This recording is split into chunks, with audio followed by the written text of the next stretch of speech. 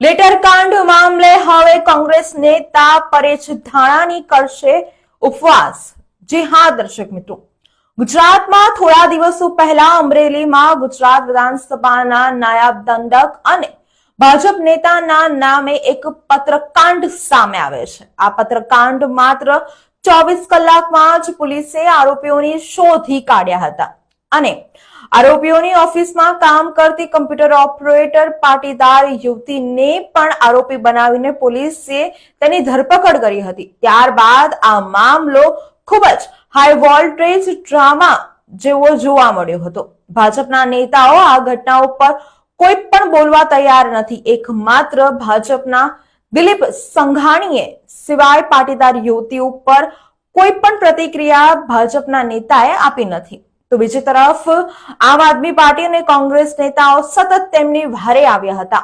હવે આ મામલે કોંગ્રેસ નેતા પરેશ ધાનાણીએ પ્રેસ કોન્ફરન્સ યોજી હતી અને પાટીદાર દીકરીને ન્યાય અપાવવા માટે પરમ દિવસે રાજકમલ ચોક પર 24 કલાકનો ઉપવાસ કરશે તેવી જાહેરાત કરી હતી।